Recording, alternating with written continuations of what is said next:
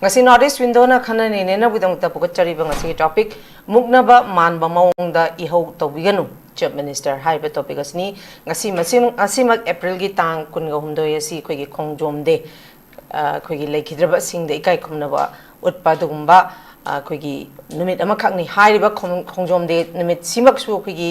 haukiba numit kharani gi mamang da gi thoiba khoi gi unwanted series akhoi unwanted of incident ko haidi series mayam matang chatharak pasina maram moiraga Manipur de leiba tongan ba civil society organization adu danatana public na akhoi protest mayam ma akhoi sit in protest dagi rally dagi mayam ma changchali sigi mathakta amuk akhoi kokomi gi mai kai dagi su BJP gi thabak thoram khuding makta boycott tawre habasu thamli adumapu hairi bang asigi 23rd of April khongjom de numit asi BJP gi thabak thoram khuding makta boycott tawbana maram oiraga lairiba legislature singsi makhoina leibak ki issue da thawoidana miyamna taliba asigumlaba khogi justice se piba ngamdrabanina hairiba khogi leigidraba khogi ipai khogi ahallamani pai pusingda lei kat phophoba amasi kattabana chungani haibagi wafam kaya ama thamdi adumak ekhogi lengak na miyam na pamli basigi adumak haibadi against haikadra ona tainabada dumak lengak ne na makhoina dumak ngamda makhoigi aningba pambadu ngasi maksu dum pangthoga thoram asi pangthoi ba thoram simaktada kogi honorable Chief Minister Waikhem Chana phongdokhiba wafam ni Muknaba Manba Maongda Ehou Toubiganu haidana hariba ngasi gi thoram simakta mahangna thamliba statement amakhakni adumakpu lakchaniba wafamdi mahangna thamliba statement si Muknaba maliba si kanaga Muknaba maliba no security forces singa leiriba public singa muknaribra lengaka muknaribra kogi miyamga lengaka muknaribra natragana kogi leiriba tongan ba community singziga kokiga muknaribra natragana BJP saugatpa singa natraga amuk anti BJP singa muknaribra habagi wahangama mingonda aduma miyamda hangba yabagi edugumba question ama kakthokлагли hariba topic asida hojik ekhogi tang kunga manga gi matung dagidi amuk akoi series of agitation si chatharagani haibagi akoi tongan pauche singi headline da su kari edumapu akoi haukiba tronglawigi unwanted incident sida masina maram oirakanda dokimatik chahi almost 3 years surakadaba akoi maitei kuki gi conflict asida hariba miyamna pamliba miyamna thamliba dabi mayam si lengakna hojik phawba adumak mana tadabadawna adumak leibagi phiba mama yam chauna leiri hariba khogi ngasi lengak miyamna adu asuyamna tongan ba protest rally mayam ama changsila su asok apan ba sokjaba mi khaktana maranai ta hauba dum pulenga kidi adum pangthok taba yade haidana function adum pangthok pa makhogi thampham thokpa statement khara dum thamaga adumak noma gi pung kun mari se hauraga loikhibagi adumba mamini ngasi taraiba phibam si adu ngasi thamiba khogi chief minister na thamiba wafam si statement sigi matang da dudana tana khoi leiriba issue sigi matang da khanani ne na bidamakta hariba topic asi pukachabani pukachariba topic asi tongan ba panelist ahumna masama ge ba warol kya ma thamidana mapung phan biugani ahan ba makta da panelist ahum sa kaminga kona na takchabagi tanja dum tang yang thamjage ahan ba da khoi gi oja PAOJEL CHAOBA editor Frontier Manipur oja PAOJEL CHAOBA taram nokchuri ani subada egi inaw ROHAN PHILEM social activist ROHAN PHILEM basu taram nokchuri ahum subada egi ita haitare khogi oja SUJATA president IMAGI MEIRA oja SUJATA basu taram nokchuri yam nungaije isagi mamal yamlaba matam khara khajiktang kaithokpiduna ngasi hariba topic asida isage warol kya ama thambigani haibagi wakhalonda lengthokpirakpagi tamukta hanna kogi panelist ahum putaram nokchari ngasi bugachari ba topic Muknaba Manba Maongda Ehou Toubiganu haidana chief minister na thamlagriba wafam sigi mari leina na ihan hanba wahang si ai ROHAN da lakjage ROHAN ngasi gi tang kunga humdoi khongjom de numit si masi maksudum boycott tawgani makoi leishu kalaloi haibani haidi sambal sanglen da pangthokani haibagi wafam pobu thangbibane dubu yam anganba dani makoina leishu katana tawribase masigi function si dani ngasigi tawdok sigi function si dani mahakna thamibasi ehangna so hojik thamjakiba Muknaba Manba Maongda Ehou Toubiganu ji kanaga muknari no haibagi question ama khakla eba malisi akhoi public singa security ga muknari bra either natraga public ka lenga ka muknari bra natraga na akhoi gi lairiba tongan ba community siga kuki ga muknari bra natraga na BJP saugatpa singa natraga na anti BJP singsiga muknari bra habagi question ama khakla iba habidi Muknaba Manba Maongda Ehou sagat pigano harabnina siga matang sida Rohan gi ba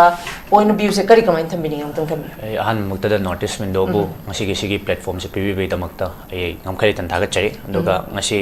aibu chama hena tara hena takpi bangam ba ai ma SUJATA aduga PAOJEL CHAOBA akoi PANELIST ani busu ai kokno na khuram jari oi engondagi han horamina ai sum mot amtang ai phongdok sage tasengbagi di hojik Muknaba Manba haiba pot sida aini am nungai jada bise che divide and rule policy haiba tare akoi masem makchasida su thum napak ta bagi achoba kaino simadi image simadi yam chawna leiba ure ade ideology si kanagumba kharana dum changaga twist toraga aidi manage dum toramaga su manahandaba example ni hayengi satragi homa ho kani haise social media da kaida thengnak badai shamak phawbada aidi fully heart and soul support tawdana adudi suggestion me am puthokna even Manipur police ka degi khoi gi politician singi macha masu na oina mamang thanji haise moina provoke to boina lobby daga di khangre but ai main intention di yare ge khana chaina ba asok apan je yahongum dasi aduga soidana solution ama karino khoina pamba solution je heng tholakani na ba suggestion puthokpa lor kanda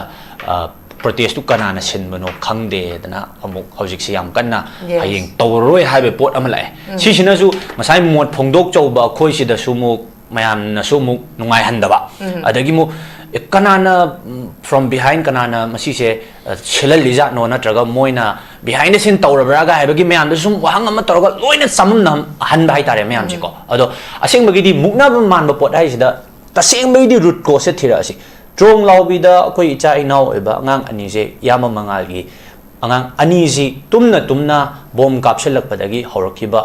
yamna fresh oiba continuity of kai haitare me 30 continuity of Ehou ni masida khoi gi praja mayam na haigri se JCD amarom da aiga ko na lakpani praja mayam ga hanba voice masigi justice puthokpiu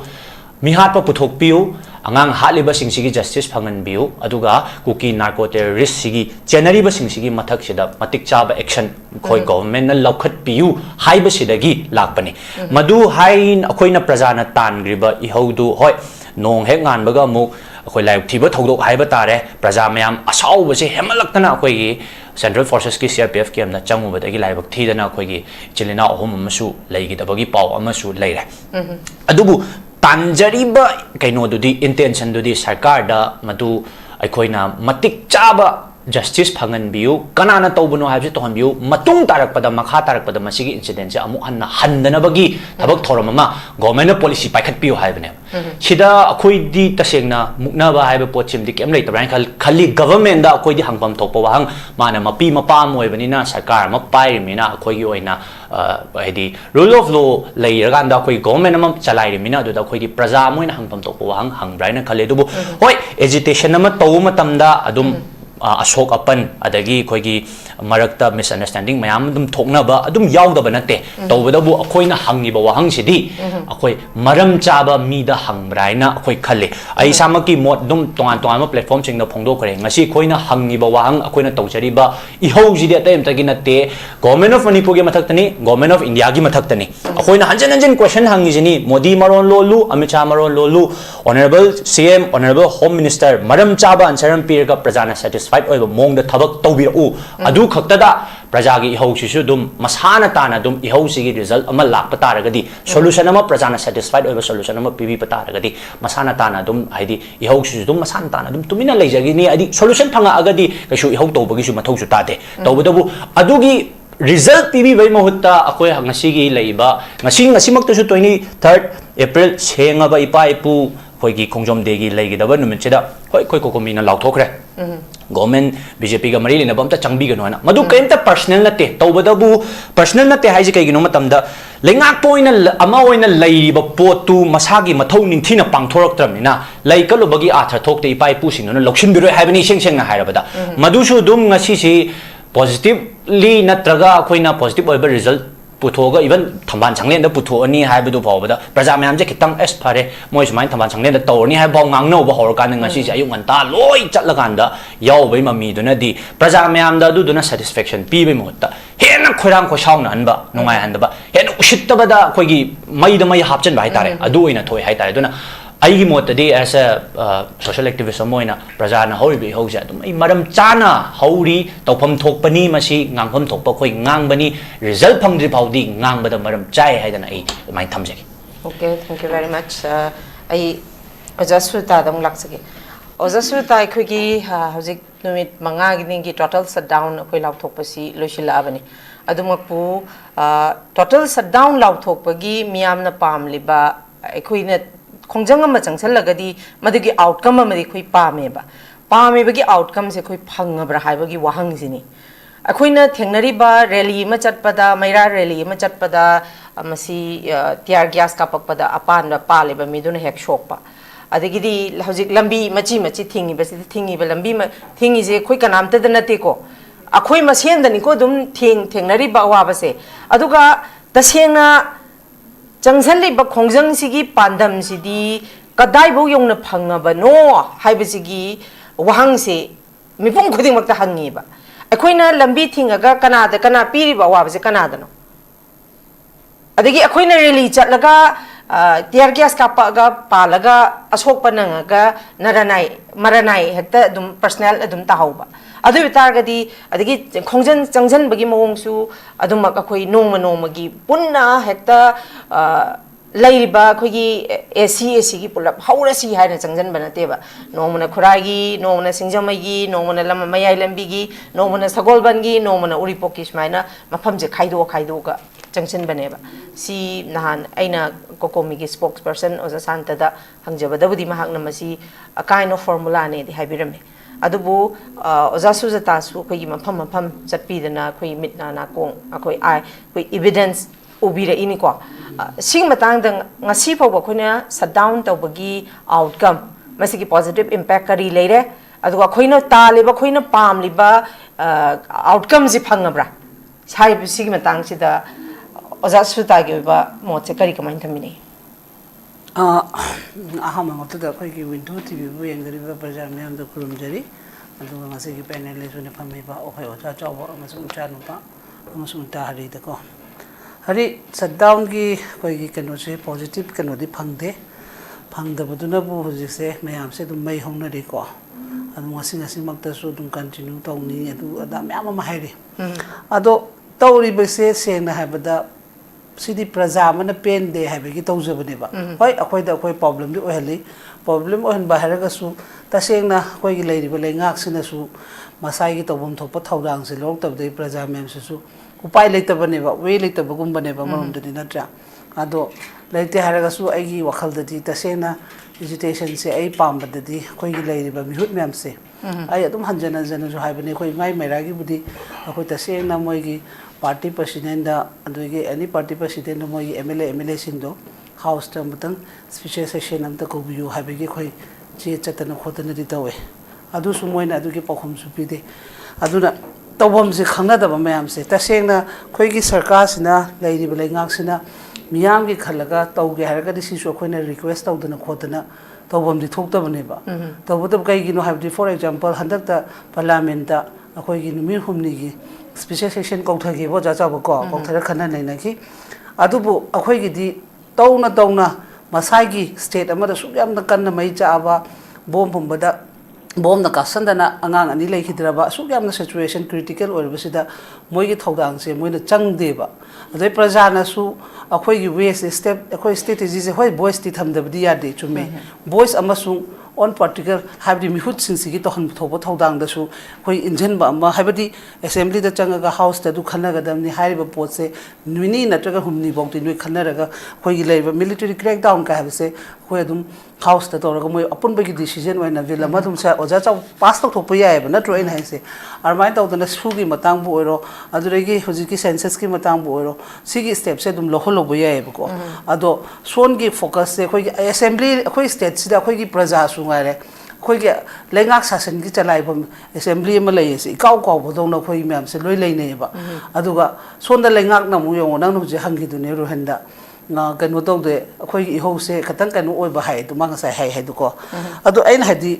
hangi ba ma kana no ba hangi ba ma se kana no ma na ga sai hai du ba po tu kana da no ba o helai ba po se kana na no ma kana kari pham da lei ri ke lei ri ba du da khoi ngasi tin bi ri ba khoi gi atho ba myam da lei kat pa chang ba moi se kana kana no ba mi cham din da tre ko ha adu gi po to akhoi da du mai na hai le du sok pudi na han dai to ri ba po se kitang outcome di khara pi na ba reason do khara hai na ba hai bi gi mokhoi rom dei khan badi leite moi khali ex gas ya ni sina khre hai ba pot tu de gi ngasi bok ta makha continue ac bok ti jang je le sumain tor me si ni hai ba gi kari gumbam ta outcome reason pi de ba adu gumba du moi da pi ga da moi du pi draga adu ga oina kanu da ga khoi media da khoi ngasai nga ga pod khoi di as a leader moi na ai ta sen adu su khoi di accept to bangam de ba maram ni ngasi mei chalak ta ba si chahaloi ge si me amje to haloi ge nungdang relay chapa thom bo khot pa da ge central force state force khana ba khona ba am se si control ko to du kana na no ba mi je hato ga mai ni sakhang da ba mi halamaga akoi dum tumina leiro habra ba ha akoi dum tumina leiro habra akoi kem leng otam si gre phare ne angang do cha tha ni pala au tha taru ki ne adu chahi manga ni phare adu sarkar na kai hare ex ge se pi ni hare adu gi mai gi chana ba mama pa do mi mi sai thabak to bu do ma hap to re hare madu da khoi dum pen thu habra ba adu anada ma mod mai to pom matam da so dum mai dum leiwa habra ba control to go do ma da chap chana control to go di kana na surok to thulok to ri ge kana na ban to do ri ge kana na relay cha to ri ge kana na sit in protest pham do ri ge tau ka ta moi na adolom do na ngang le re basan tau le re ba moi action to ro na kyang kui re ge matam tang taru ngasi tang kya no kulum doi ni piro na moi makha ta thaning dari le praja ingan ge hai ba se kana na ingan doi no hai ba ara pot khudi mak icha isu sida sum le ra ga praja ingtho ena da pi gi bani ex ge se pi do rim da karam ba mi oi ba na lai dui no hai ban da du mai na tau ka ta moi phange ngasai mak ta su yeng da na chali ba khong chat to atho ba gi budi lai kat pani atho ba na khoi na kat to ri ba atho bu do ma na tau hi ba thodang do moi ngasi to ba ngam bra ha ba hana question to jo kho ba lai tu kat tingai da atho ba sing du na to hi ba di akhoi myam si gi protection gi da mak ta hona ba da thawai na khubak ta ha pa chat hi ba nga ta ne ba akhoi di akhoi lai ri ba praja akhoi bu protection to do praja noi di siu akhoi di body akhoi di security myam tai to ga hingi ha ba du di adu ba atho ba lai kat pa gi atha thui bra ba si ne ba lai ba question se aduna hari yam na khoi se ona tai na ba hai ta re blame khudi mak se praja da ta han ba irang ho bu su praja ta han ba adu gi state force khana ba su praja ta han ba lam hen tu hen ba icha ta han ba sugumba nature sing sina sugumba biwai sing sina leader oi raga khoi na hingim ne ba khoi se to ga da pot to haning de hari ma control to na apu to piro na reason to piro na adu ingda ini wa khara sa ni numit mangani shutdown to ba kai se awaba me ama lai adu bu khang chik ta na khoi gi to da ya da pandam ni ko hai da imai bel me am sina thola to ri ne ba icha isu me am sina baram di next kana du oi do no khangak tare masidi hai na nongam ba gi icha ni ohum du gi bu de heng body lo ni hai ba su hai pe chora pam tai adu di kana na to bu no hai ba mo khoi na directly khange ba mi oi do ma sak khange ba adu gi hoi mai gi inquiry tong na da na defense tong ri ko ai khoi adu ni moi na lak pa ni adu to ba da to adu na another way mo oi le ba moi gi mi du ma sak khanga ba ne ba icha ohum le gi da du di adu di another way ama oi khra ba ne ba hujiki hai ba tha taruki angang ama sung tha chahi manga gi angang si gi di ngasi kari gumbim ta khang de ba kana na hali no su khang de ba moi political party manung de ora madi khoi suspect ta sum lai wa hai bra ba akhoi su suspect ta sum hinga lai no ke voice to ka no akhoi na adum taunari ba myam se akhoi di social media da yeng jo ba da khangja ta akhoi di adum ba do haije be wani sumara suspect ta lai ba dia de dana hai ri ba khoi na ngasi akhoi da yeng na ba ni khali ba sino oiram da ba sum yai suspect le helam ne moi na in hai se sumara le hing ba dia da ba ni na moi khoi na khoi me thar ta ki tawri ba tu na mi to miran cha du na tawri bra moi political na tawri ba si ki hak khang ba si khoi right na tro law da khong da moi na du pi ba ngam da ba gi sina moi kari no ba मोरे अदुगा याम दगा मो Marin का ताइने अदुगा सीने का कोमथोक पिबे दमकता माइगी दमकता खले माना पुरीबा कनो ma'am दुदी लै कटपदबो करम मियोय मना दुदा एजिटेशन जंगदोरी थवाय मांगदोरी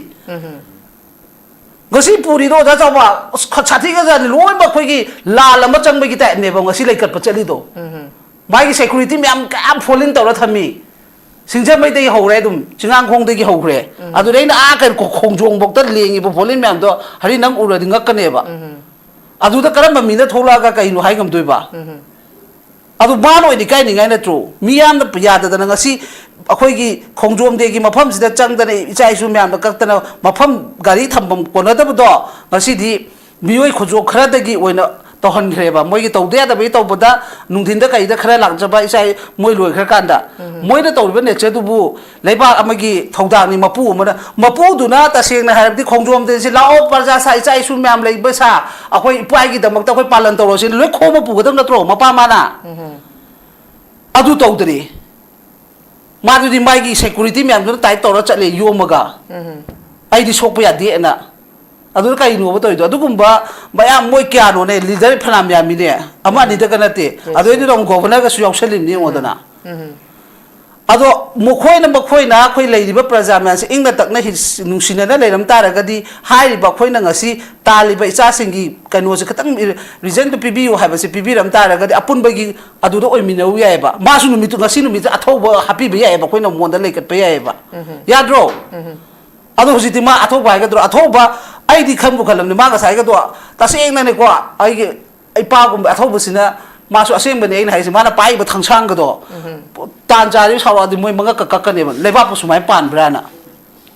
मचा मसु सियलगा लेबाक पानब्रा अखोइना सिगिदुना करिगिदमक सिबन इचाइचुगिदमक सिगिबनि ओना तारेदि सिकरियोनो ना मथम मथम लोइ लौथरपदबको फरक ताननेबा अदुमक्ति ngasi di थोखिद्रे तौरिदुबोबा अदुना याम द खेनरे मनुंगी थिन दुनेबा दरकार ओरिदि नुमितुगी तारिख असुक तारे 13 अगस्त हारे अदु तारे ना तारिख तो नतेबा दरकार ओइसे अखोइना ngasi लेकलिसे माइगी थिनदुगी मतुंगिना अखोइना मोइदा कनो तौबानेबा सेलु तौबय वानेबा अदुदि नत्रेबा तौनरि म्यामसे अदुना हरि वाय ngang कानादे अदुना मसिगी पोट चंगजनदबा चुम्बा हाबसे मसि पुनमसे अखोइना हुजिसु कमेन्ट पिबसु फजरखिरोय को अदुबु तौबदबु आइना हाइजनिंगबदि एनी लैरिबा खोइ पुनमकसे असेंबली की पोलम द खोइ खतंग focus तौसेबा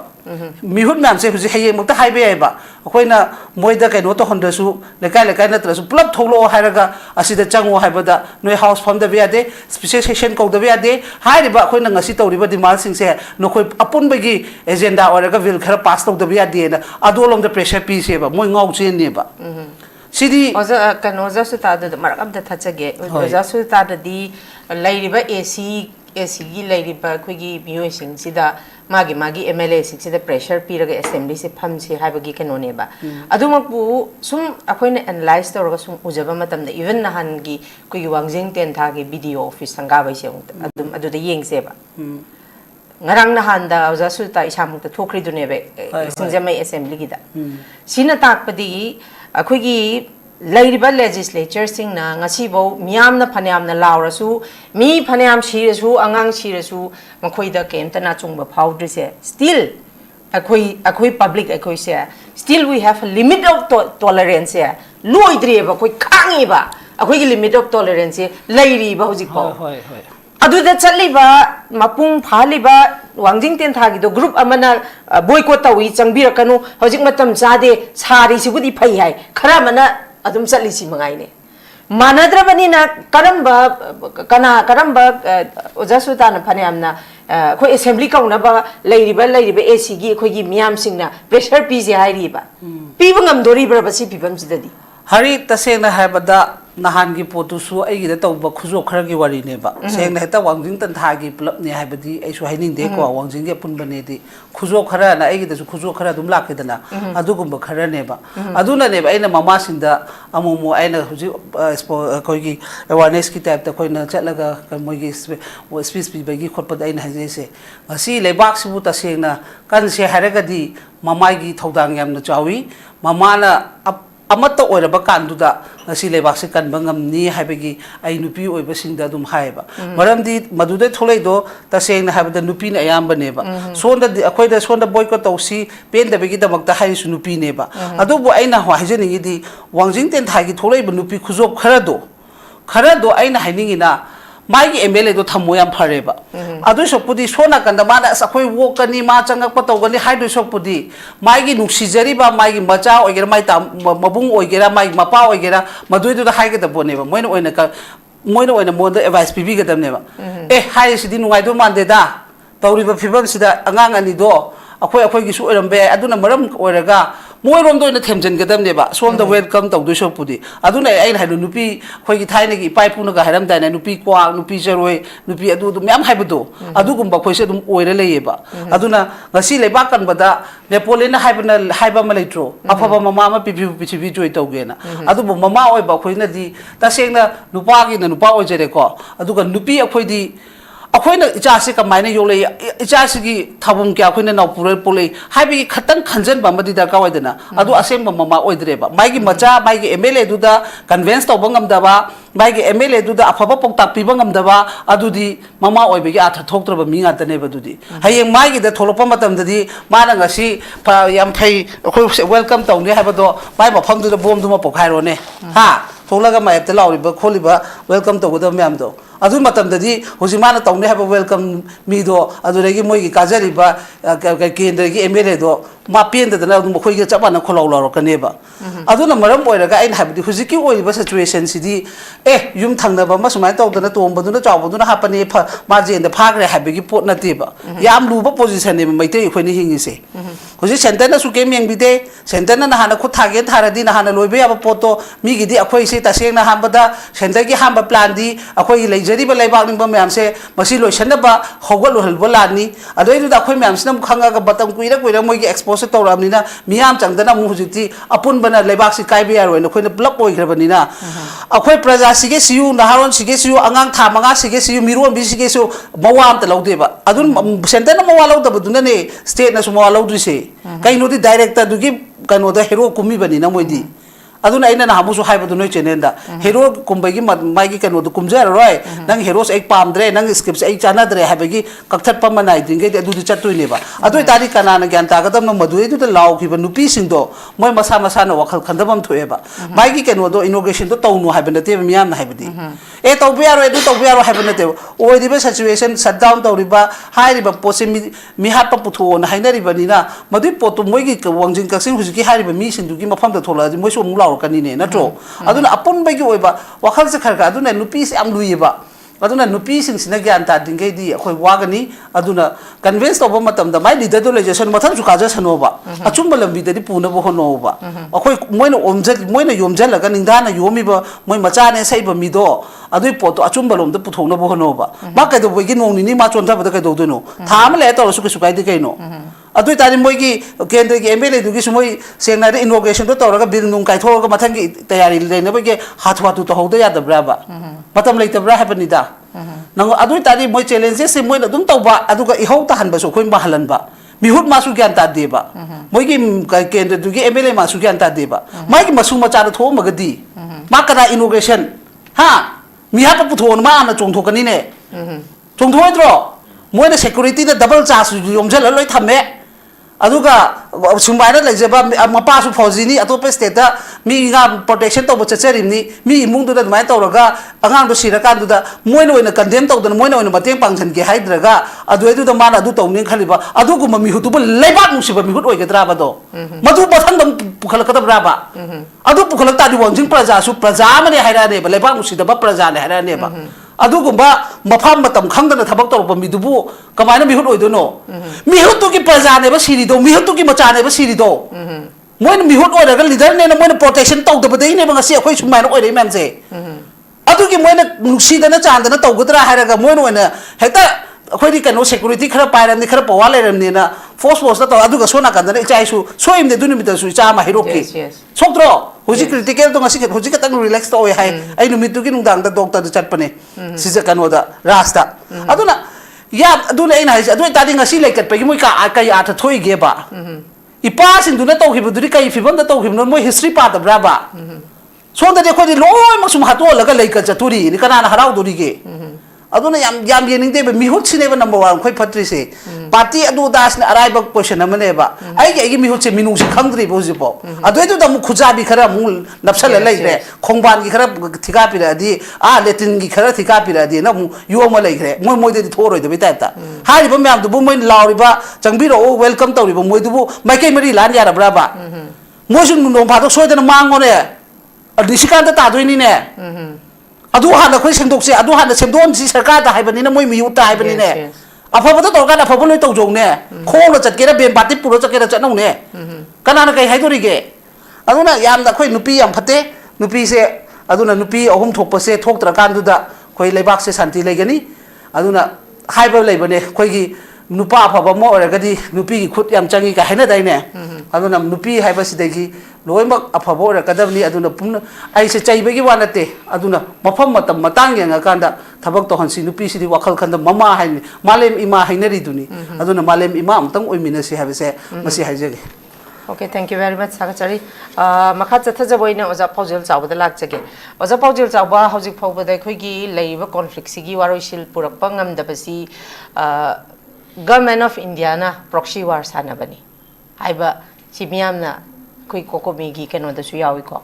Proxy war sana bani, military crackdown to view hairiba. Si not only kokomi miam na hairiba. Government of India na cookie sing se proxy so in a season raga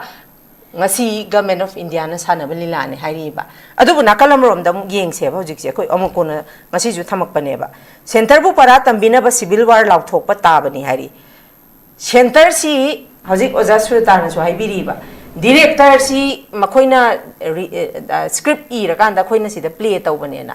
adu ba tar ga di ai koina civil war si langna bai damakta khoina center da raba tawduise center da tawbagi mahuta aikhoi gi leiriba hojik pairiba aikhoi gi pairiba legislature singje until and unless makhoi je semdu aba matungda makhoi gi mathak da action tawraba matungda makhoi gi will do laksara kandane ba akhoi gi government of India na mamai chu makadoidi government of India da akhoi gi leiriba miyam je kalaga khoina government of India da chongba yaba na teba adu targadi leiriba asugyam na tawrasi bawba akhoi leiriba legislature sing still hausi baw makhoi gi will se political ideology phanem leira mangasu makhoi gi will se hausi phawba sigi phibam se yor pabo semdok ke ngamdri sinadi soiri je kanano sini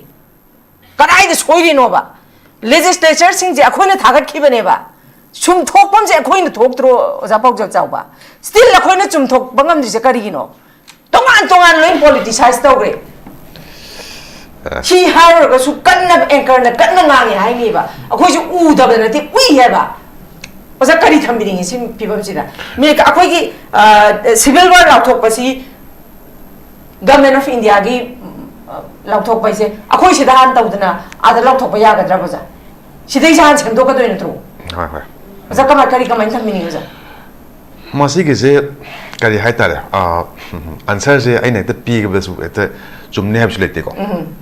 ba nga sai khoi host no habi re khoi gi science hai basu di chade hodam ne hai ba khoi gi mi hut phatte hai basu yai ka su kai de khoi na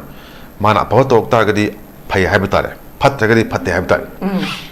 adu taseng makti khoi federal structure mo ai na khoi na democracy mi makha da khoi mi khallo hai ba mi hut khal laga ne khoi thaga leis majority phang kangun nupa mi dun karis pasa thada bo egera mo egera na taga magi sangle bo ram gera kenam torong oni na ara moi ju yam chowa risk am lor ka ne election thengna pai je manipur gi election thengna bas tabu sen sungau duna election thengna bi ata ga di hari pya so khoi myam su lep pa gi chan sampeng lai bak sang yeng ye adu gi potu ya da bani na huji ga hai players sing si di sen pai da ba den political game is bu lupa crore mani pai ju ya minimum 30 to 50 md phukok li tabia ro ta ga di plus ana do ni ne ko bot ki kwai mru oi ba nini wali nge intro yen do sibo kya no thunga ra chum mi ko na je oi low ro mi ju ka leng mani adu dum tan na le mi ju ro mani adu ga hanak te mu lupa lising tra gum ba emak to re no oi ke no gi budget ta hap hai ta Bihar model gi lupa crore chahum ya khaira khoi gi bot me da tong ta ga di yel tu se du ne pesa se aina yen bai ba di mayam alum khang bi redna yer mak tor yaw ram ne nupi sing gi self help book ki ne na han hana gi pot aduna akhoi gi khunai si hana isa na hana kitang introspect am su to mu thok tai hai ta ga di e akhoi ma sen ji korom chali gi habdu akhoi gi akhoi ma sen hana am tang chu thok min no khana hai ta ne kan confusion jam thi le re confusion ji kai no ha kan sta akhoi ji confuse sala ga thamna na ba mi ju sin na bra influencer sin na bra misinformation pithok na bona bada kari kai changi cyber kamu myam to ribra natro cyber cell sin ribra something tongan ba khoi na u phang da myam su len be ko adu for example u da bazaga kai no ayen hajira ke ko hujik hybrid re na khoi relation ni aina har maga re second ni gan hairu mi yo ta ka su but akhoi thikalu de ba kana no relation li kamu sing se kana ngasai bawdi mayam su dum rally lay hayeng kai legi sini na tro mayam hangne je hayeng rally lay habne rally si da tuan ba maru oi ba college mayam gi mairo sing yaw roi haina hare kai no mkhoi na hare je mkhoi na thiglu bada mi sing no kana no su khangre haudo sina kai de no khangre akhoi gi panthum gam sina kai de no khangre adu ta ka di tuan ba akhoi gi lei ba school a college sing gi Mahirosing na may harak pa isi manung sida kananam sum kenam sanabam su oidrane for example sa duni ko yaning ko ay ay na haibante huji kanon so haire alta gadi miyam sing sida koi gi misinformation haidora malan ba haidora kenam to kan sida puna ba pot amasu yaw do ba natti haibi pot am di leina possibility ma aduna ngasi gi topic sida su haibani na koi ngasai haibi gi ba koi gi manung gi oiba khoi masen han haiba gi pot amadi palle han haiba adu gi topic te ngasi gi khoi gi keno gi se khoi ngasi gi notice ki keno haita re ko discussion je sida siem na jong palla me ba last ai ngonda athing ba bibidana ko lak pa se ai am harau je adu wa haidu wa ndo de kai khoi khang ne boycott tawre pare khoi khange khabar da pau khoi hape aduga ngasai chapa kan da di lambi da protesters sing je koi kya u da wai ta mi khat ma am tram ko dun ta bi da koi hack da protest kan da koi agitation to we want to rally nakan da banner pa ga lep ko pa du ta sing na kan u de later ga leti hai ta ni ko adum sat khre by koi gi virtue na hai ta re ko chief minister am gi ma gi khongjom gi lan ni na adu to bom to re adu mi ku ma ki ma gi opinion le ngani chief minister pai phatte adu ka chu kai de ai opinion le je ko akhoi na irang to se yamna irang haiba ma i ho wa le irang sina kai no ha kan ji da khoi gi purpose jog dos irang to ga nungai je bi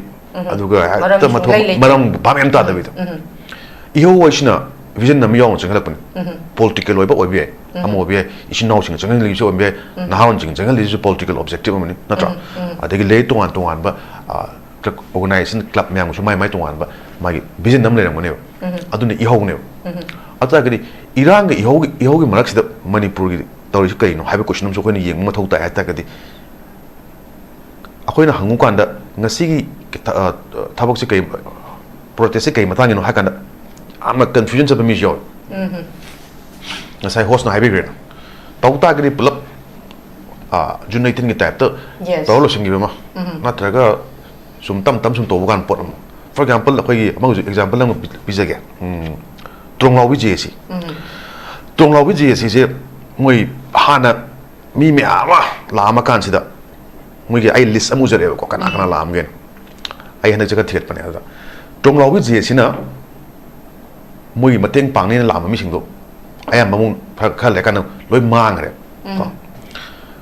trong law wi jc na oji ga hai ba chief minister ga voice na re loi fulfill tong na re hai re hoi demand hai ma lai ta ga di adu su demand gi fulfill pa to ya wa ya da wa na adu ni ko sina ha ma na te ko mi myam sigre ko legi dire ko mi chani hena legi tramne jiri bam da legi dire wa angang sing ko moi di mi na tabra ko gi mang ri ba kamal babu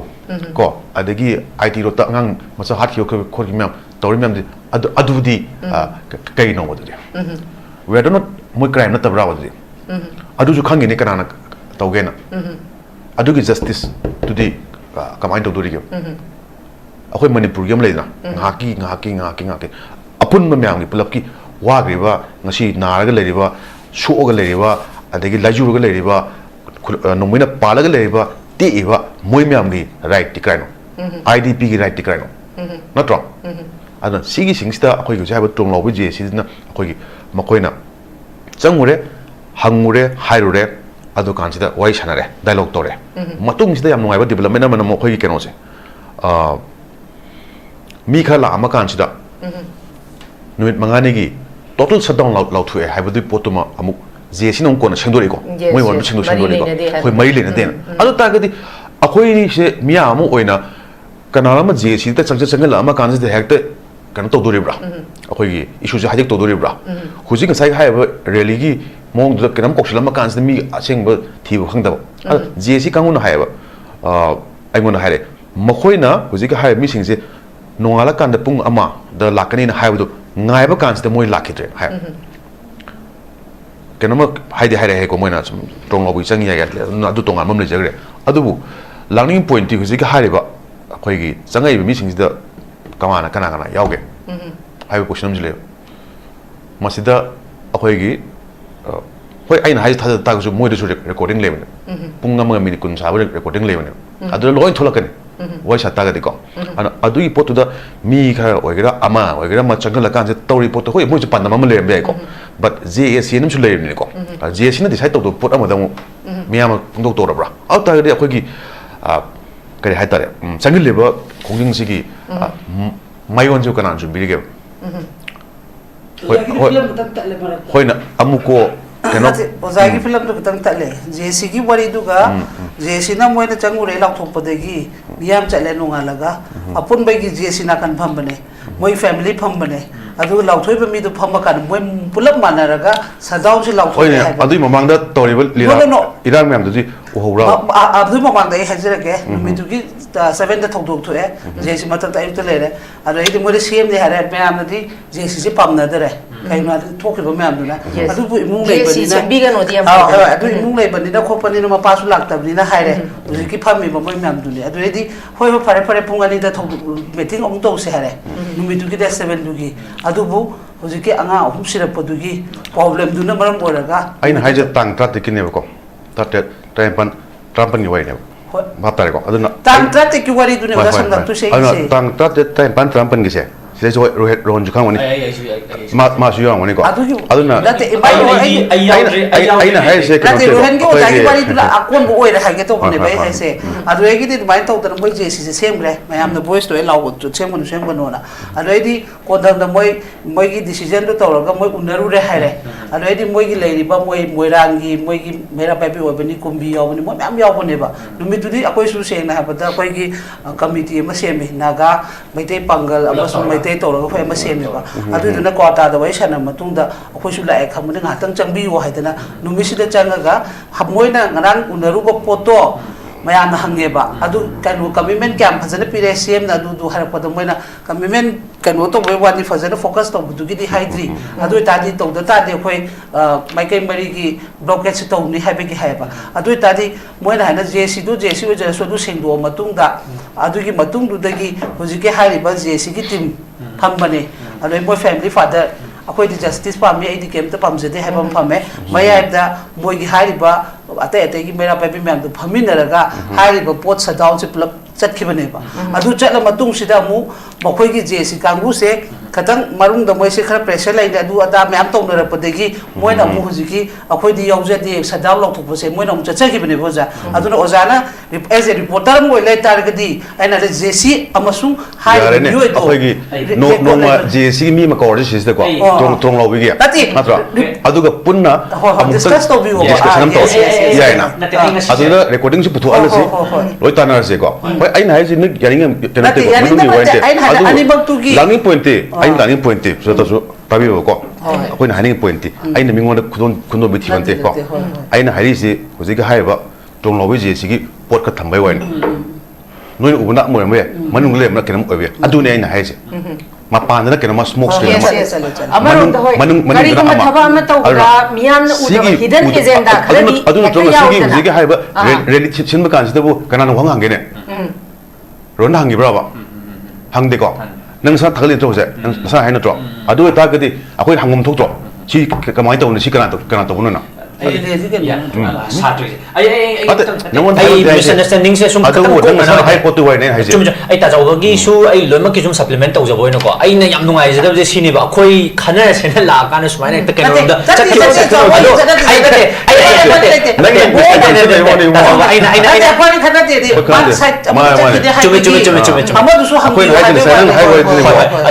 ai ai na sum hapchen jaw da imana li wari se atai na te 17 gi ima khoi pulap naga ne mai te pangal ne kai ne family yaw ga pulap na phamaga lauthok ke ba numit sigi kaino si shutdown je lauthok matung sida nonga laga oi doi ni ko no shutdown bu bok te khoi le lam de ko mo khana ro ga le ho ha ba mo family su to ga khoi infan yo ka da shutdown bu la do ba ai na so adun te da iban ni patta ne ko ja adui potu da khara manung aduna nonga la kari gumba adu miyam dana kayong ba manung dana hidden agenda ama lei habne ba oza agyan tayo oza PAOJEL sa hai je oza SUJATA hoi rohan film hoi me am chalu badana uriba me ando uriba scenario ama adwa oza PAOJEL sa wana on ground as a journalist amo ina thigal ba matamda madugi marunda hidden agenda kari gumba khara lei habne ba oza PAOJEL sa wana hai sina yes auta organization uta gadi nang amu ko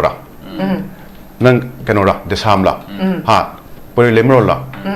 haibagi bot amadi huji amukona tori natra akhoi gi ko komina make sense lo tok organization sing na almana make sense lo tok pita gadi akhoi gi lei problem se lei ro have ne aina haning point di manung sida issue za taw mala kan Iran sana mi su yaw ra haibai wai aina times noin uba khadna uram be akhoi ju pawini na akhoi khangi myam se khara hai ta ga su mi phal tak pa su yaw ye adu akhoi toning de kai no hakan di akhoi ethical practice to chin na ma pale na pung angang monte complete study taw kan sida on record ne ron khang ni yaning ko akhoi ngang na thorpa journalist te ko aduna sigi poaching sida akhoi study to ni sida kai lege kamai to ge sanai mi ne kana no manung le position kai no hai bu di yeng ma kan da smoke screen no uram ma su mai khu no uram ma su ko mit usila kan khanda ba kan da pop ta ba su yo mit usila kan kan u yeng kan mit usila ga yeng ba kan ko pop ta ne ana akhoi di madu potu kha u gi pot kha le ko aina hajen ning sina but aseng ba asum de kai no hai ba kan da miyam si wanare ko wanare kana no wai se no magi daily waste ana kana no wai se moi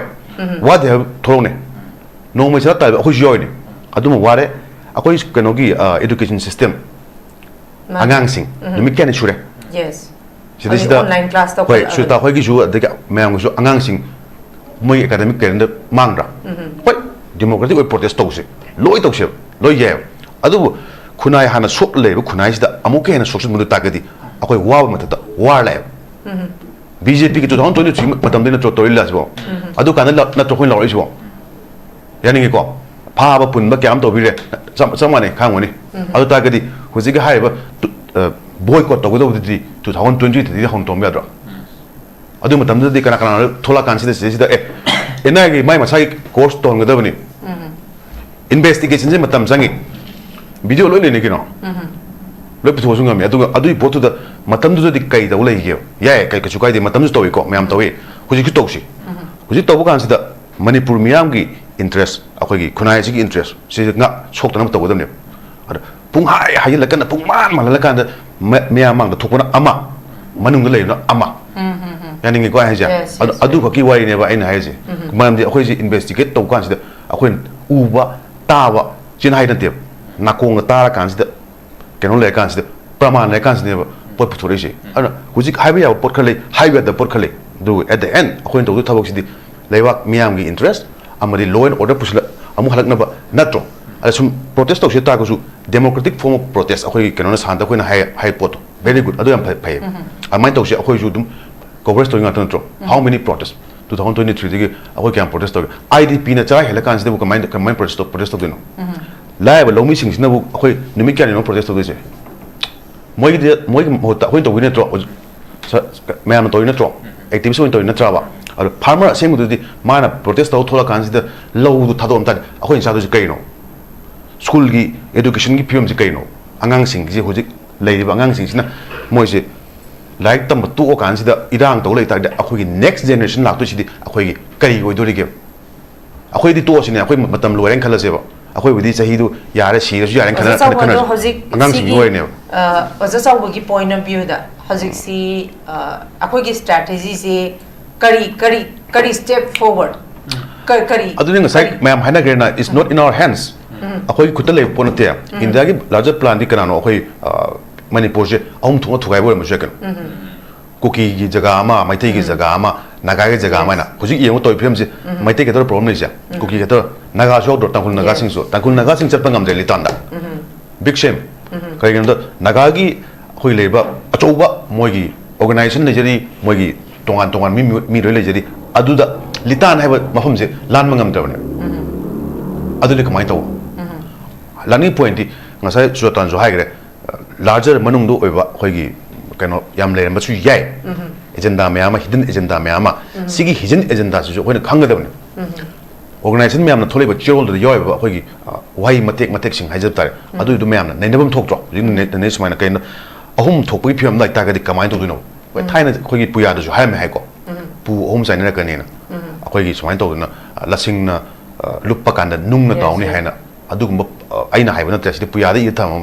tham pon otni adugi potu da hujik le film je aseng boina reality on thole adu ta khoi section do ji kai de kana kamai to du no sai lai ba khoi gi si da phami ba governor si ju khoi gi kashmir gi khoi architect ni ne arai bu no pana te jo patro alu ga hujik si khoi le ma ju governor oil le ne but governor sina report of du ji kana do he is the governor direct to the trawa center da adu na ngasai khoi gi na myam haina si da we have to be very careful hai ta akoi khunai sing machine ja akoi machine implode tona kan ja akoi machine khori mena lai ta ga di som da sagi old colonial hangover gi divide and conquer policy do yam light hypothesis ni ko na hai je da lambe chumbe but khuji ki oina di reality di ori karam reality no ha kan da akoi ching ne chapa ngam de sai su da na hai do chu chang bo chapa ngam de national highway chapa ngam de kaim chapa ngam de aeroplane cha ta bani natra aduga hujik leba tangkul isnau naga sing sina akoi gi kano da litan phau ngam ta gari ukrul japa kamjong japa pung ni pan ma pan change adi karam makhal gi freedom no khoi da movement freedom of movement phang si myam si address to godam ni khanga da ni aduga mayam si dialogue to no kan si da yes akoi pam ji sini hena ngai hai ba khoi gi assembly da moi myam phamna kan si da akoi ano lom sem si akoi ano policy sem si akoi swain to no sim to si hai pot ma thok ta do but now just see cabinet bo hujik full fledged like there adu ke do khoi there adu ngai leba proxy gi government ama hai tare ko adu ai chief minister da kem hai ba nate ai na pam da party lem ni ko as a party ai bjp yang na ye as a party ai congress yang da ye adu ai mi do na thok ta ga yes mi do ta na bi ngai hai da na ko gi mi na chuma thok ta na ada mi do na chuma thok ta ga yes akoi kan to ge mi da phal ga ta ga phate hai ta to adu gi potu cha ta ne akoi gi voice cry bo yo bung ngam ge have the national thak da mi rep to bi de hat bi de phu bi de loi to bi de kan kai hai de gi center da ge na to and that needs to be akoi gi madu achobo point amne hai ta ge akoi machine ungkhat na bi adu da bi cha bi na ta bi da consensus la kan si da kai po no do adu ma kham ma thok da adu mai tham jage okay thank you very much ai rohan dam lak jage rohan hojik se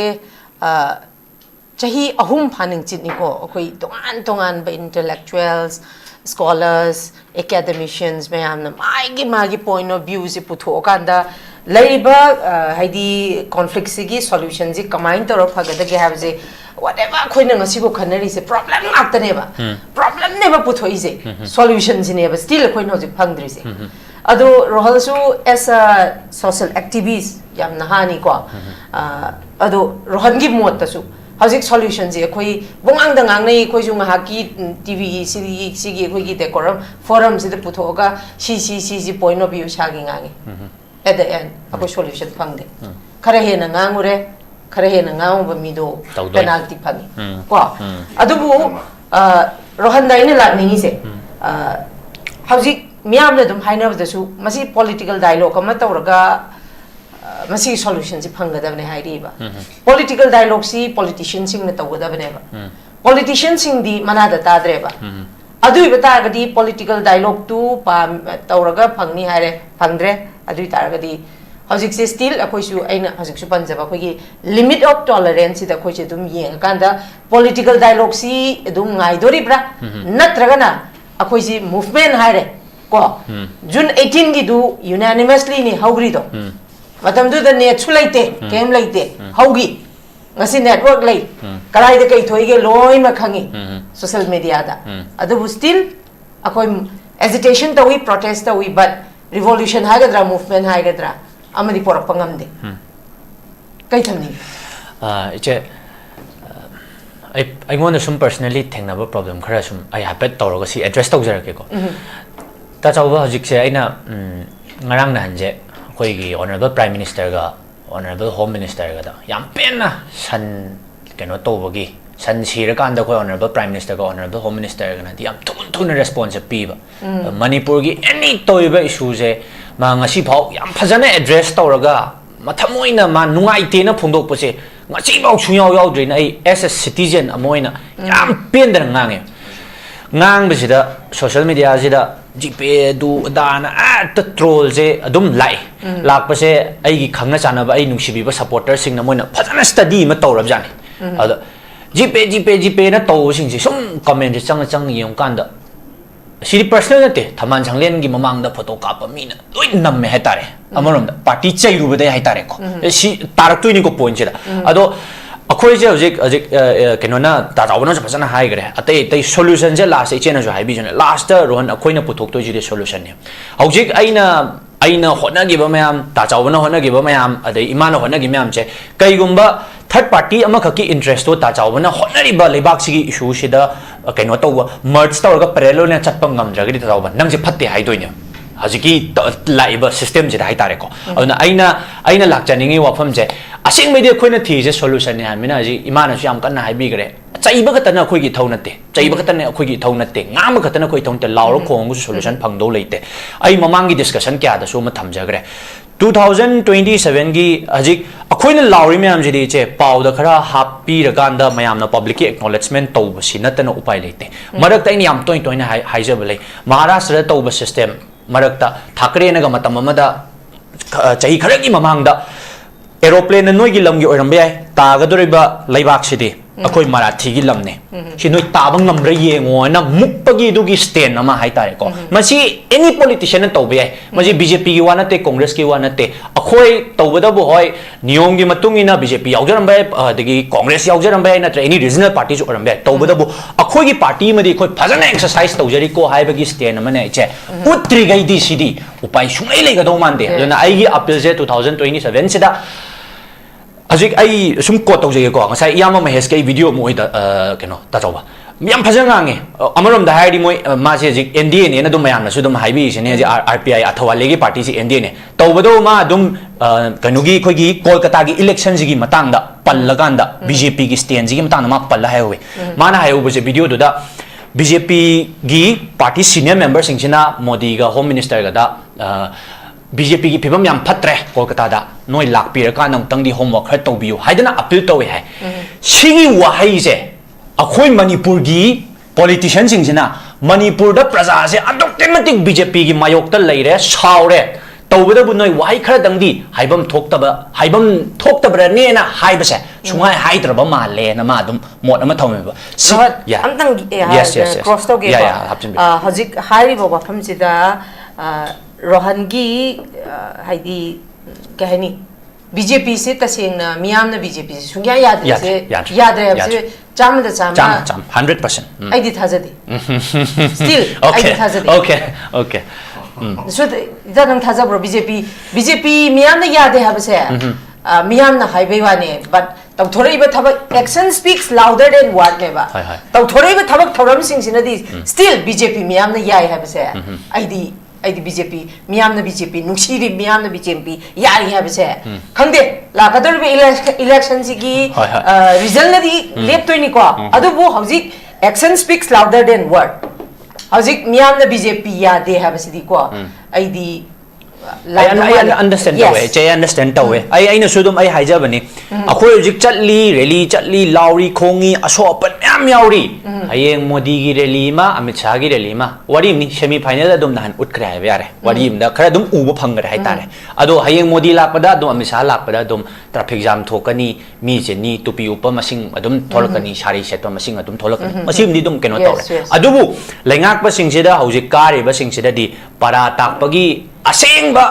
matam jiri 2027 laiba sida akhoi punna tawminasi masi khoi personally against nate party na leibaki damakta natraga akhoi gi lengak pa singsena ai ga ju khanga chanaba damam yauri ai no open ne dum hai jeni iram dami phurup sigi damakta tawroktraga budu bu ta chawba party ne na lui na sumeta ngang leibya bro auna akhoi ju dum hai jeni whatever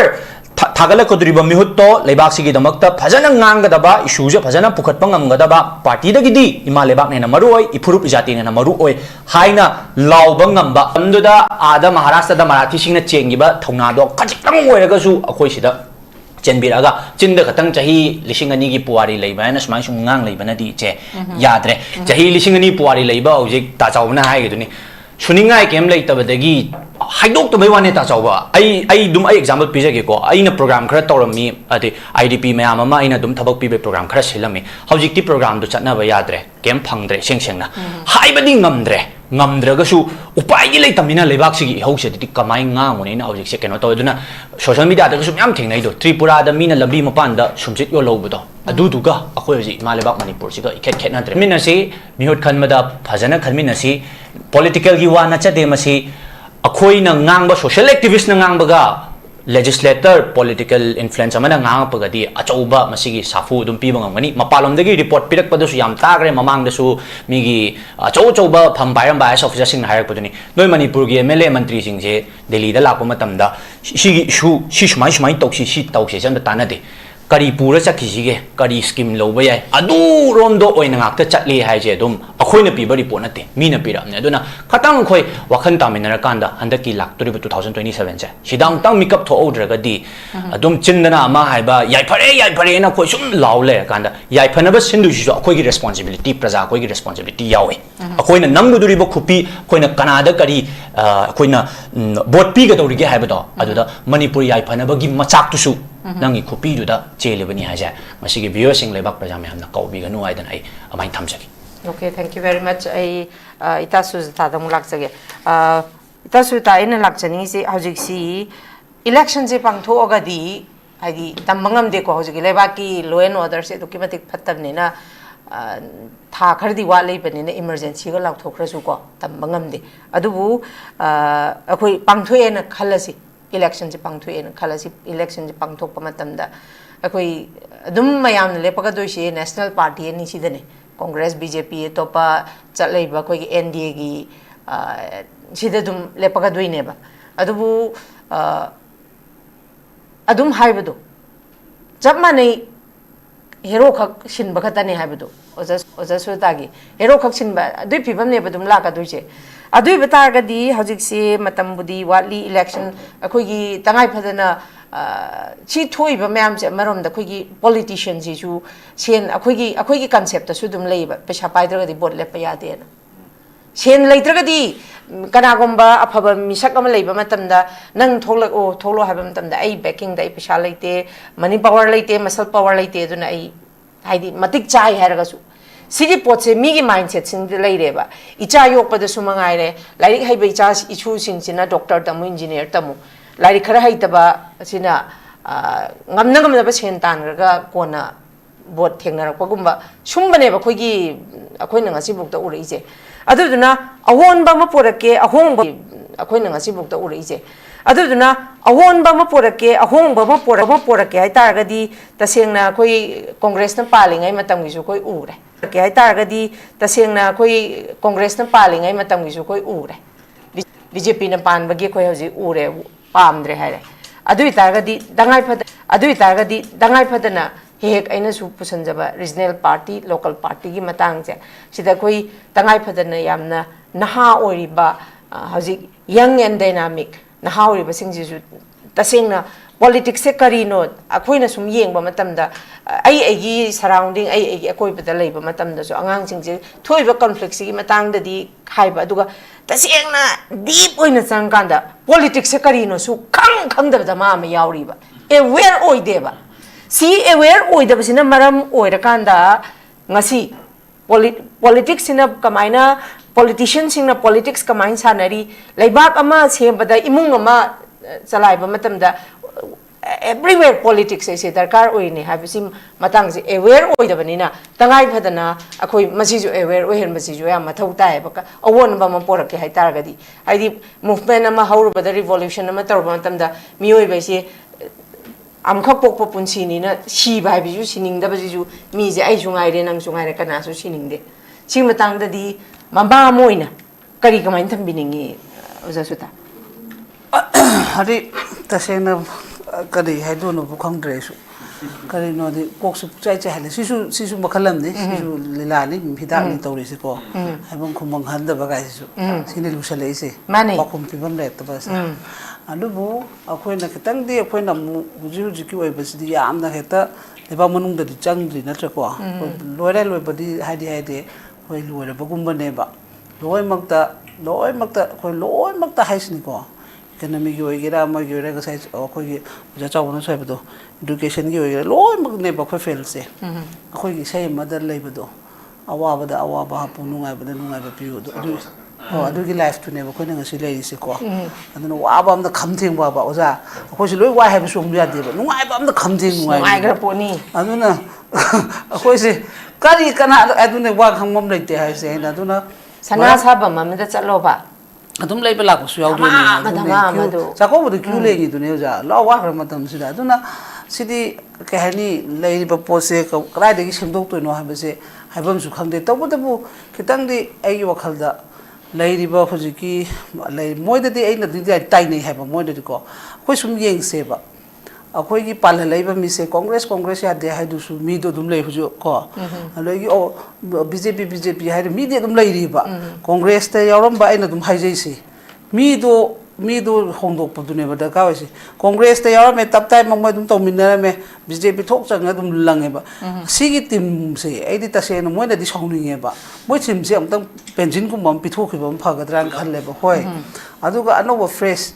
haba ko akhoi gi tasengna haiba dani sm house munung do uidana leiba mi du akhoi na kanu ne no ja as a leader ne sum le hen badia te bo gi oi ba condition gi hai ni ko hai cha mayam leiba ning je ba du bo khoi na moi na ngasi lai khrom khoi na athobai kal chalui ba adu gum ba khara di dum le jeri ba taw du ba bu hai ri ba vote ha bis moi na ki re ba moi se kai no di fu kan gi vote su khoi praja na semdok tu ni si su last ka na responsibility praja da lak tu ne ba adu na praja sin sina mai gi lep to be candidate suppose akhoi gi seng na habda gi singja mai de lep pa se kana na phamno kana na phatta no ha be se akhoi ne loi khang ni da ko andoi du da adu nei na moi da ga dum ate da sum phai ba da ha lo de loi lok thon nang na thada ro hai se haibam khang da be no jai su upai le ta ba maram da du di mokok da no mai na ma ga di changal loi da na adu da dum choi adu ma khatang adu khatang ai re option se adu na almaina tawro maram di leita banina amusu lo ba tawri se praja gi su chamam da re ba prasi thoing ki tholi bane ba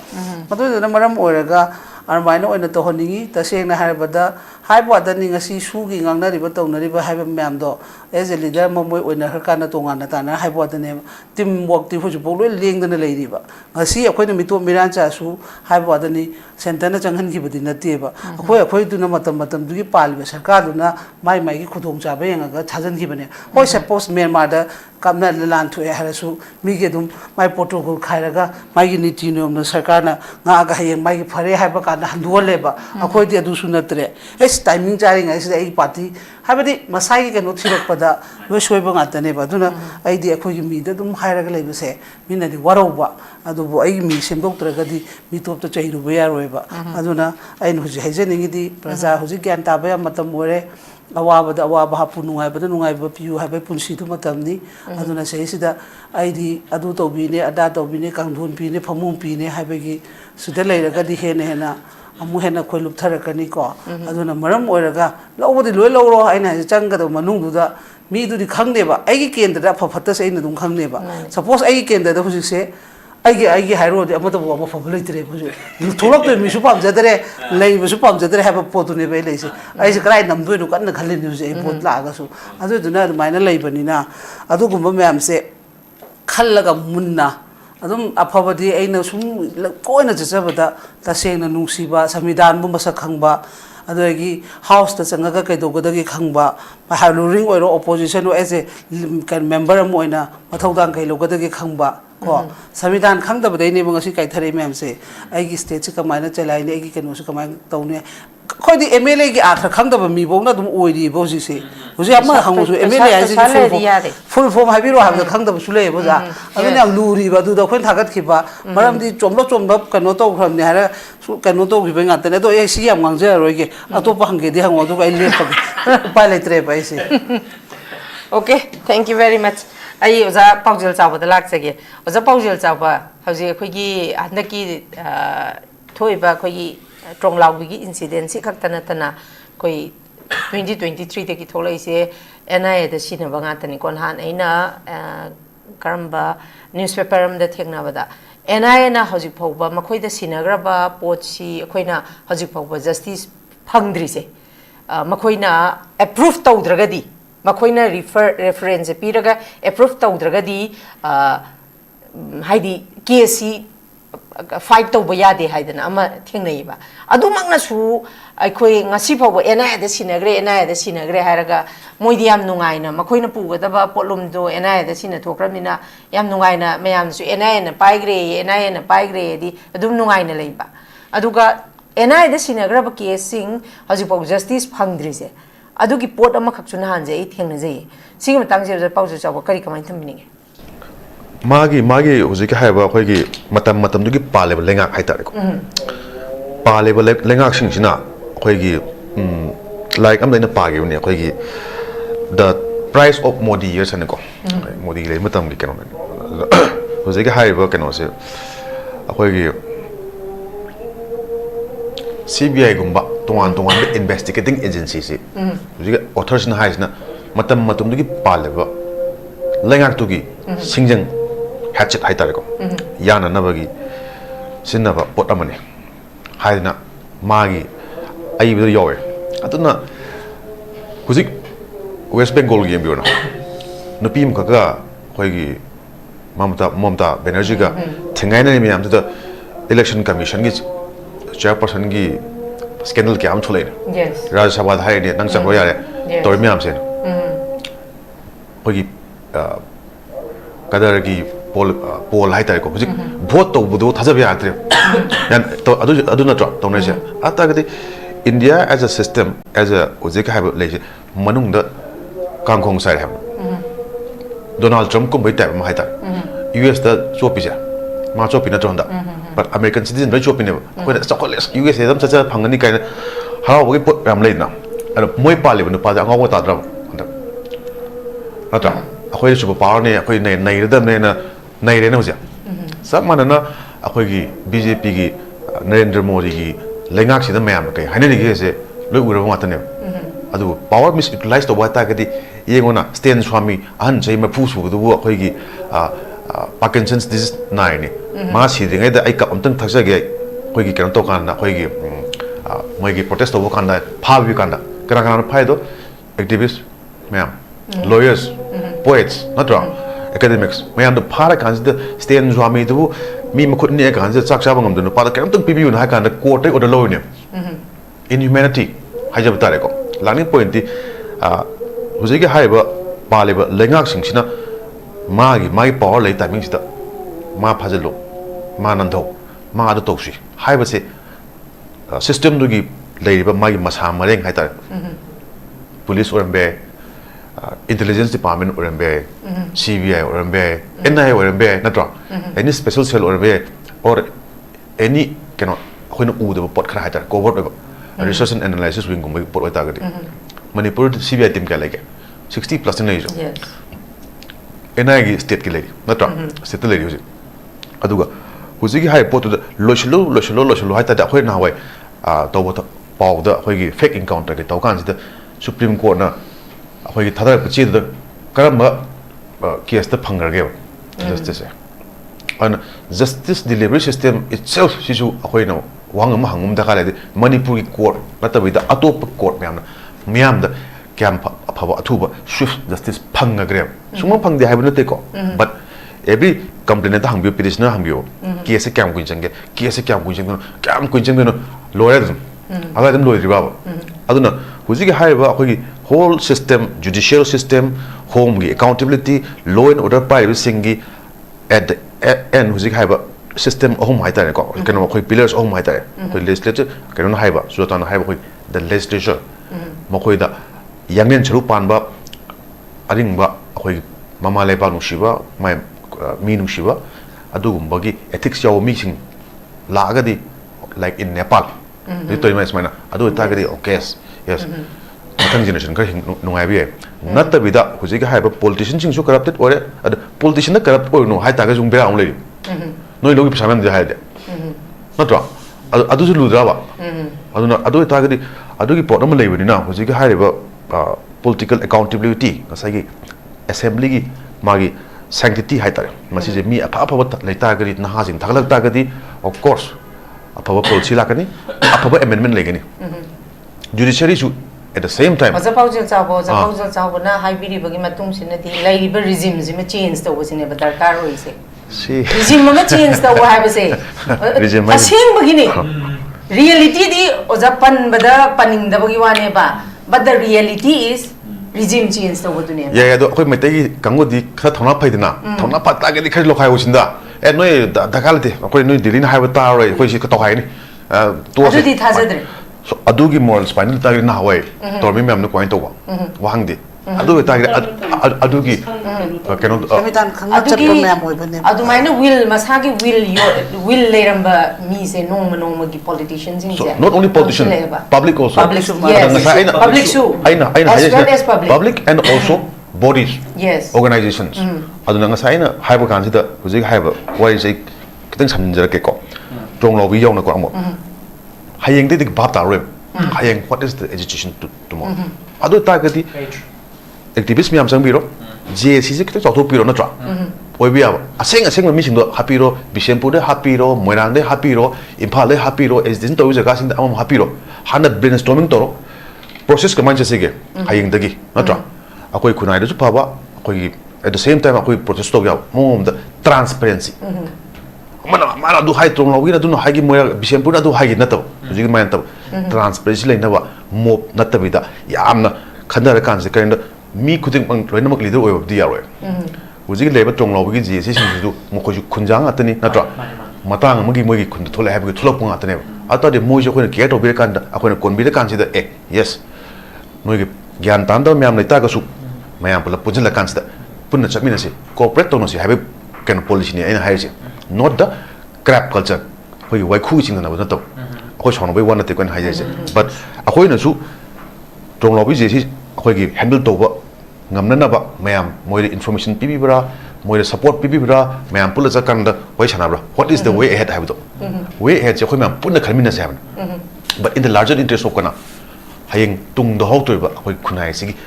MEIRA sing akoi cha issue sing se sigi tamak ta akoi aphaba Manipur ni tham da ya de haba wai ne sumsak lai ta gadi agang sing di lore haja ne ba ina haja se ko ma akoi wealthy last kai no aseng ba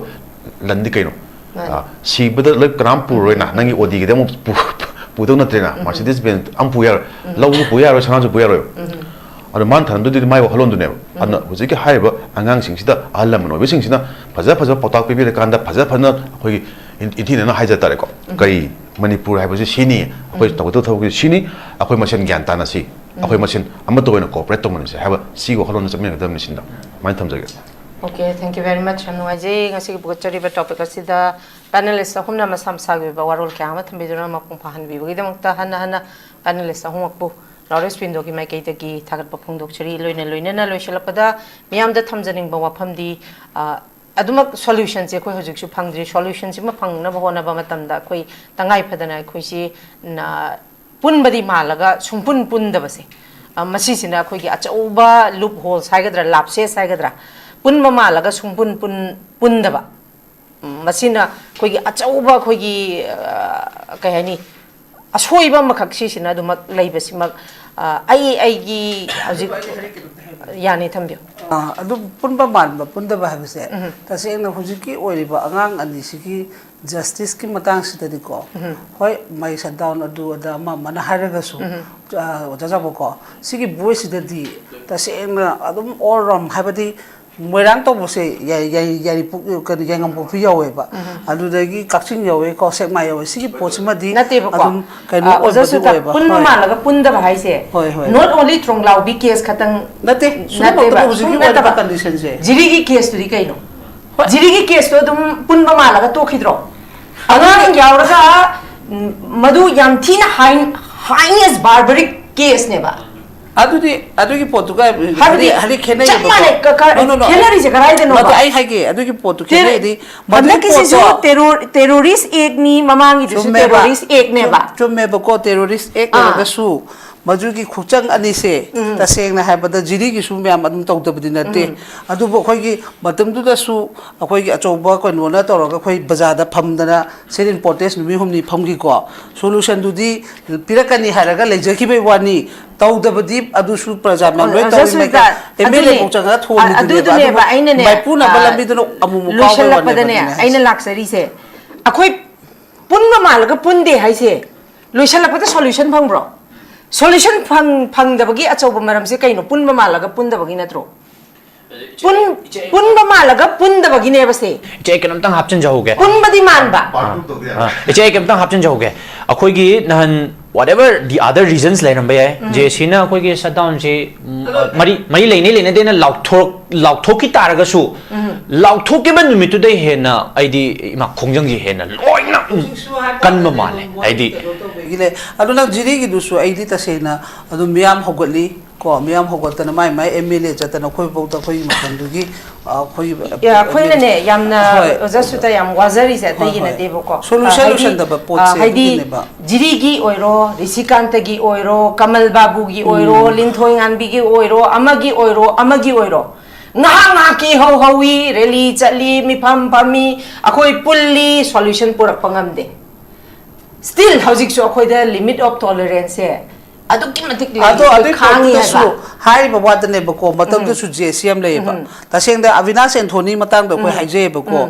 JC se hoi thamsi to bo do bo chum ba di masi da finishing oina ba tausi adu ga ama lekte lai du di pangna se ha ba se JC adu na ne mian handa ki JC da khatam warau na ri se subla na koi ki kano da ma si gi ba do asuna kan gi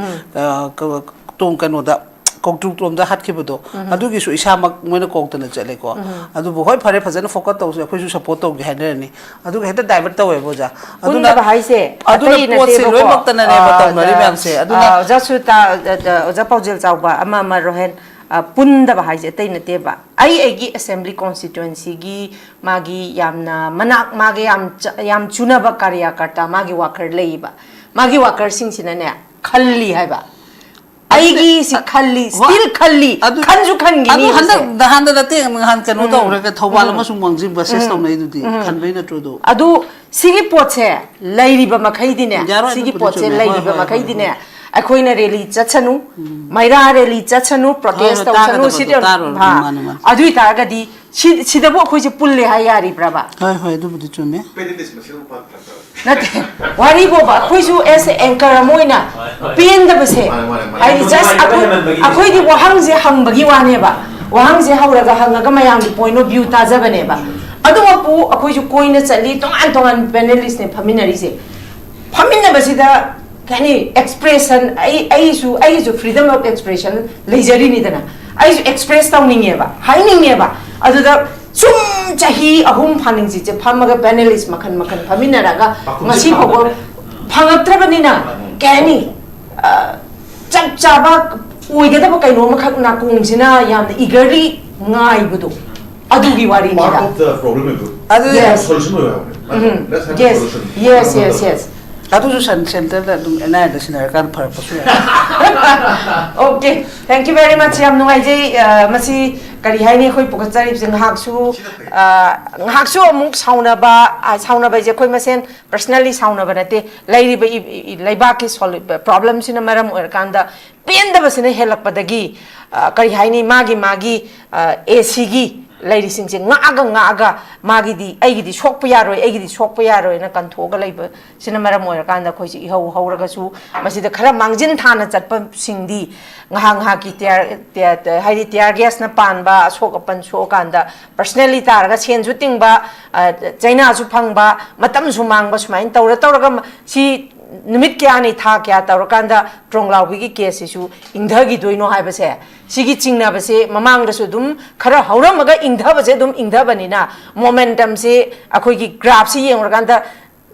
ꯍꯥꯏꯒꯠꯂꯨꯔꯒ ꯈꯪꯅꯦꯝ ꯅꯦꯝꯊꯈꯤꯕꯅꯤꯅ ꯊꯥꯖꯕꯁꯦ ꯂꯩꯉꯥꯛ ꯈꯛꯇ ꯅꯠꯇꯅ ꯑꯩꯈꯣꯏ ꯃꯁꯦꯟ ꯑꯩꯈꯣꯏꯒꯤ ꯃꯔꯛꯇꯁꯨ ꯑꯩꯈꯣꯏ ꯊꯥꯖꯕꯁꯦ ꯃꯥꯡꯁꯤꯜꯂꯛꯄꯅꯤna ꯅꯨꯡꯉꯥꯏꯇꯕꯁꯦ ꯐꯥꯎꯕꯒꯤ ꯑꯦꯁ anchor ꯑꯃ ꯑꯣꯏꯅ ꯑꯩꯒꯤꯁꯨ ꯑꯩꯒꯤ ꯅꯨꯡꯉꯥꯏꯇꯕ ꯑꯩꯒꯤ ꯑꯦꯛꯁꯄ꯭ꯔꯦꯁꯇꯣ ꯃꯤꯌꯥꯝꯗ ꯇꯧꯖꯕꯅꯤ ꯍꯥꯏꯔꯤꯕꯁꯤꯅ ꯑꯩꯈꯣꯏ ꯄꯨꯟꯅ ꯑꯃꯨꯛꯇꯗꯤ ꯍꯥꯏꯗꯤ ꯏꯆꯥꯁꯤꯡ ꯑꯅꯤ ꯁꯤꯕꯁꯦ ꯅꯨꯡꯉꯥꯏꯇꯦ ꯑꯍꯨꯝ ꯁꯤꯕꯁꯦ ꯅꯨꯡꯉꯥꯏꯇꯦꯅ ꯉꯥꯏꯍꯥꯛꯇꯪꯒꯤꯗꯤ ꯅꯨꯡꯉꯥꯏꯇꯅ ꯁꯣꯟꯕ ꯑꯗꯨꯒ ꯊꯥ ꯑꯃꯅꯤ ꯂꯩꯔꯀꯥꯟꯗ ꯇꯨꯃꯤꯟꯅ ꯑꯗꯨꯝ as it is ꯍꯥꯟꯅꯒꯤ ꯃꯐꯝ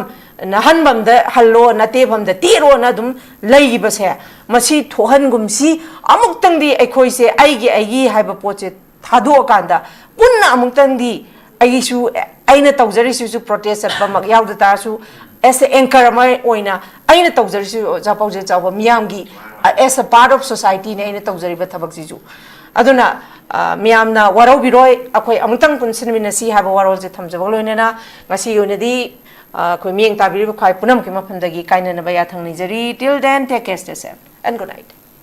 Hakchang phana thamge hairabadi iramda masimактada leiba khwaidagi pharaba hospital singi manungda ama oiriba Babina Hospital leijari mafam asida thajaba yaraba amadi sel yamna changdana specialty kunhenbada ana layengbagi khudong chaba pizari pediatrics cardiology cosmetic surgery amadi specialty makal makha kayada aikhogi specialist singna marik chumna thawai hakchang yauna layengjari aduna state wangmada amuk karigi chatlugani aikhogi manipur da su hogikti awangba thaki healthcare fanglabada matam mangan biraganu sel hena tingan biraganu aikhogi specialist singdagi malemgi afaba thaki layeng patak yumpam oiba service lobiyu Babina Hospital where hope meets compassion akupa marol gidamak Babina Hospital Sajiwa Jail Road Khabai Soi Imphal East Lengsing birau natraga aikhogi phone number 6909390666 ta call tobirau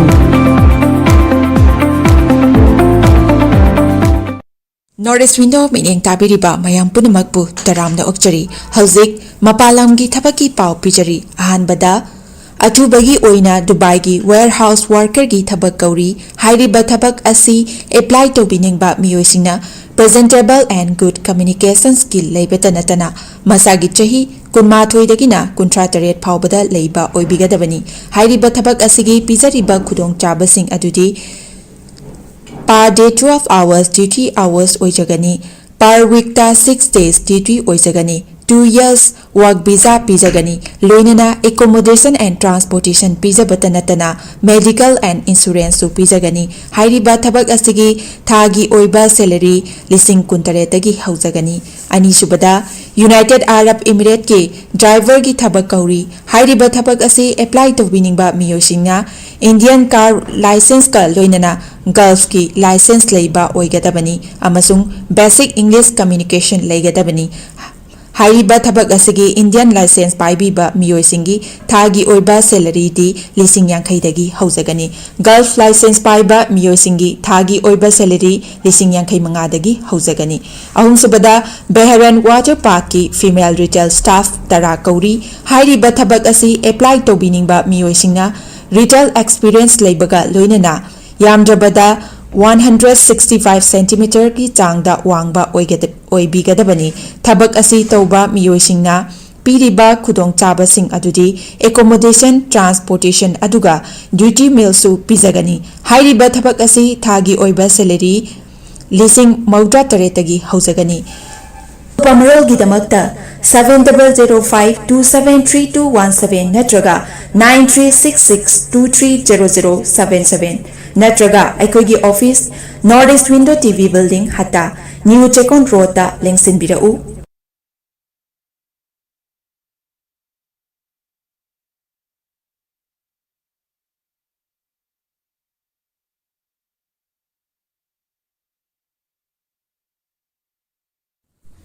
Nurse singidamak achoba opportunity ama puduna lakchari madudi hauzik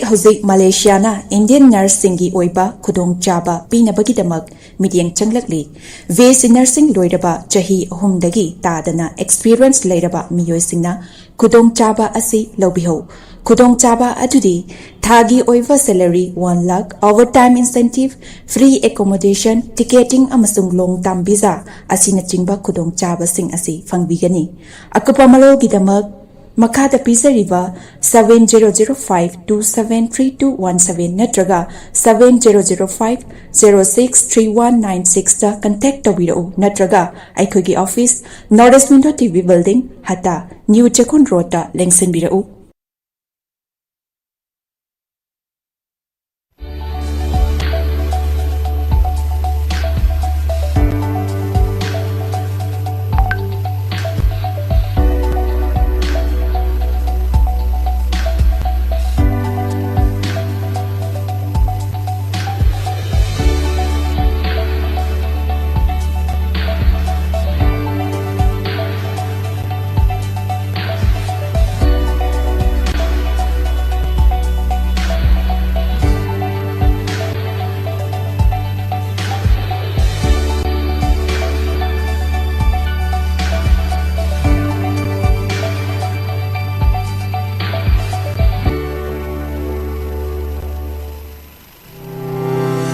Step into a world of endless possibilities with 18 dynamic faculties and 180 plus courses. Unlock your potential with industrial-ready training and placements. SGT University, empowering tomorrow's leaders.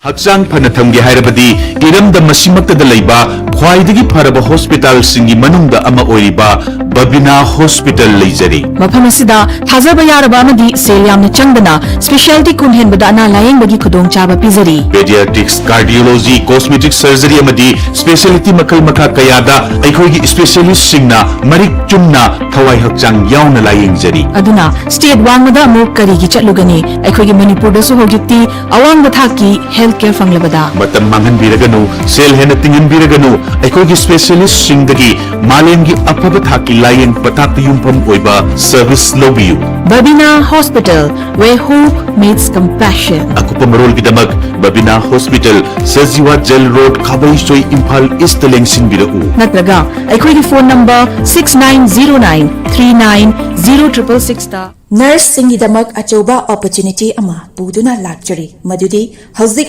Malaysia na Indian nurse singi oiba khudong chaba pinabagidamak midyang changlakli VC nursing loiraba chahi ahumdagi tadana experience leiraba miyoi singna khudong chaba asi lobiho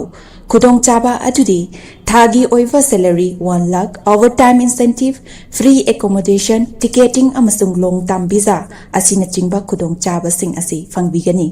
akupa malo gidamak makada pisariba 7005273217 natraga 7005063196 ta contact tawirau natraga aikogi office Northeast Window TV building hata New Chekon Road ta lengsinbirau.